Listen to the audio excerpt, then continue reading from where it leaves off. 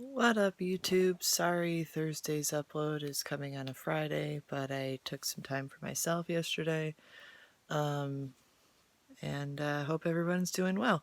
So normally what I do on Thursdays is I do a little bit of a recap on stuff that's gone down since my Tuesday video. And I talk a little bit about like some personal stuff. So with that, let's get right into it. The Shane Dawson stuff about more drama resurfacing that wasn't talked about last time was basically a couple of people are now speculating his return, which to me isn't really news. Like, Shane Dawson's a YouTuber. If he wants to come back, he's going to come back. But, like, speculating something isn't news. It's speculating something. So with that, he might come back. He has a big enough following that if he does come back, I could see him still having success on YouTube.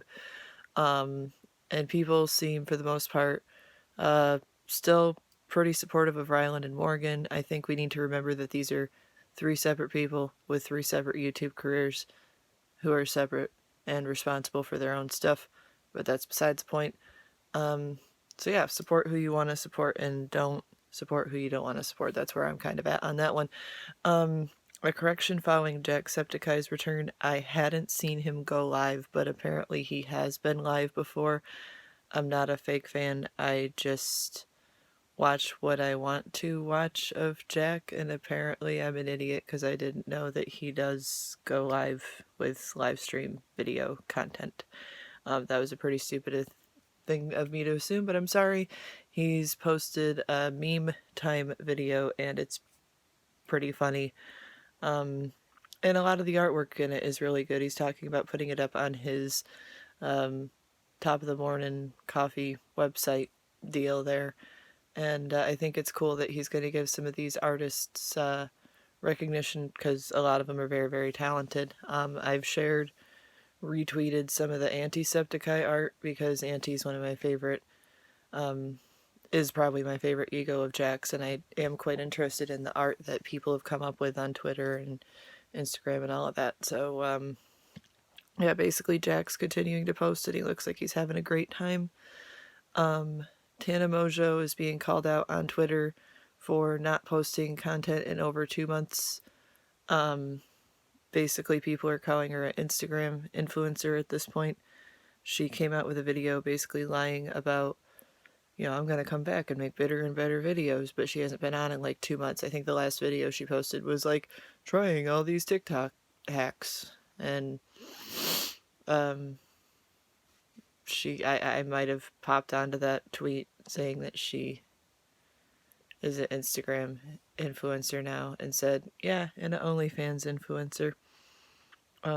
She had talked before about depression and everything, so I don't know if that's why she's not uploading content, but I seriously doubt that that's why she's not uploading content, because she has time to go out and party during a pandemic, pay attention to her OnlyFans, Instagram, and her Twitter accounts, and cover her own behind, basically, but not to make YouTube videos. So I think Homegirl's priorities are a little out of whack right now. Jeffree Star is releasing a new palette, I think today, and, when I read that it was an all-nudes palette, I'm like, oh, cool, like, some shades that are, like, wearable for work and functional for day and easy to blend with other colors. And then he came out with the name of the palette and the packaging, and I'm like, yeah, I don't know if I can buy this. Like, you're on a family vacation when Corona isn't a thing, or you're spending the night at, like, a family member's house or something, and you're like, oh, I'm gonna bring makeup in case we go to dinner or whatever, and you take out your palette, and then you have to explain why you have a palette named Orgy. I don't think that was necessary. Is it on brand for Jeffree Star? Yeah. Are a lot of his younger audience going to be a bit alienated by this launch and the fact that they still live with their parents and on their parents' dime? Probably. Is it a smart move? We'll see. Usually his palettes do astonishingly well. both in terms of views on YouTube and sales.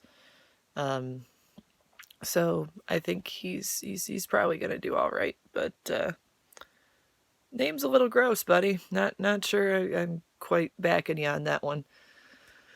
Let's see. Oh, Gabbie Hanna released a podcast this week. It was a little bit jumbled and all over the place, but I think it's because she was helping celebrate Irene's birthday, so it was kind of just like chit-chatting kind of a thing, like, and I do like listening to them chat or whatever. She's very excited about her cats, you can tell, and I'm happy that Gabbie's a cat mom because that seems to be making her very, very, very, very happy. She did come out in the podcast, just a couple of clips from it, and say that she's quit YouTube. She has stated that she's not sure she wants to come back on social media at all. Though the way she was talking to Irene, it sounds like she feels obligated to come back to social media, and I agree to some extent that she might need to because it helps the podcast have some direction. Because they look at Twitter moments and they look at different questions and 5-star reviews and things. And it's kind of like Irene is picking up the slack with this a little bit simply because Gabbie's taken a back seat on social media. And she cited some of the reasons basically being the toxic environment that it was. And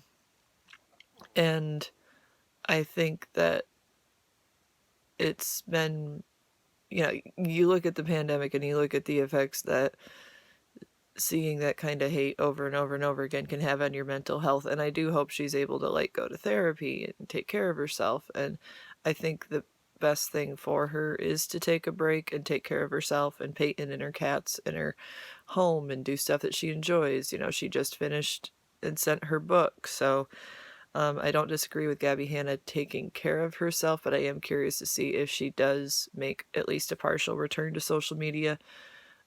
She did mention that the person that made a video about her being shadow banned just released a video about being shadow banned.